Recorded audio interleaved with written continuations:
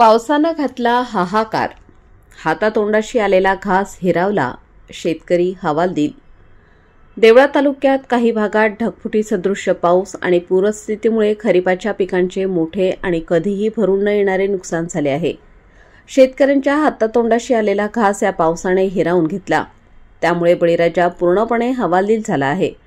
हजारो हेक्टरवरील पिके पाण्याखाली गेली असून तालुक्यातील अनेक गावांमध्ये पूर आणि शेतात साचलेल्या पाण्यामुळे मका, कांदे, ज्वारी आणि बाजरी यासारख्या प्रमुख पिकांचे अतोनात नुकसान झाले आहे. हजारो हेक्टरवरील पाण्याखाली गेली असून अनेक भागांमध्ये काढणीच्या अवस्थेत असलेली पिके पूर्णपणे नष्ट झाली आहेत. एक वर्षभर मेहनत करून पिकवलेल्या पिकांचे झालेले नुकसान पाहून शेतकरी मोठ्या आर्थिक संकटात सापडले आहेत. कर्जाचे डोंगर आणि हाती काहीच उत्पन्न नसल्यामुळे बळीराजाची अवस्था अत्यंत बिकट झाली आहे. शासनाकडून मदतीची मागणी. नुकसानग्रस्त भागातील शेतकरी आता शासनाकडून तातडीने मदतीच्या प्रतीक्षेत आहेत. पंचनाम्याचे काम तातडीने पूर्ण करून कोणत्याही अटींशिवाय तातडीने आणि पुरेशी आर्थिक मदत द्यावी अशी मागणी शेतकरी संघटना आणि विरोधकांनी लावून धरली आहे. शेतकऱ्यांना दिवाळीपूर्वी मदत मिळावी अशी अपेक्षा व्यक्त होत आहे. या नैसर्गिक संकटातून शेतकऱ्याला बाहेर काढण्यासाठी सरकारने ठोस पावले उचलणे गरजेचे आहे. वृत्तसंकलन महादू मोरेसह पवन गरुड.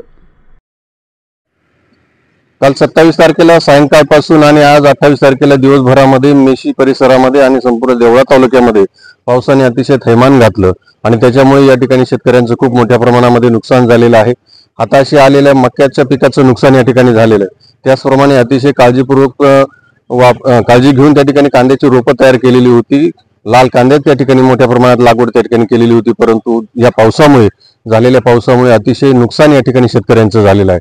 शेतकरी या ठिकाणी हवालदिल झालेला आहे आणि म्हणून शासनाने याची तात्काळ काळजी घ्यावी, याच्यावर कार्यवाही करावी. नुकसानग्रस्त शेतकऱ्यांचे त्या ठिकाणी पंचनामे करावेत आणि त्यांना नुकसान भरपाई मिळवून देण्यासाठी या ठिकाणी शासनाने प्रयत्न केले पाहिजेत. त्याच पद्धतीने या सर्व शेतकऱ्यांनी त्या ठिकाणी मोठ्या प्रमाणात पैसे खर्च करून पीक विमा त्या ठिकाणी काढलेला आहे आणि म्हणून शासनाने त्या विमा कंपन्यांकडनं शेतकऱ्यांना नुकसान भरपाईचा लाभ कसा मिळेल याच्यासाठी प्रयत्न केले पाहिजेत. या ठिकाणी आम्ही सर्व शेतकरी यासाठी मागणी करतो.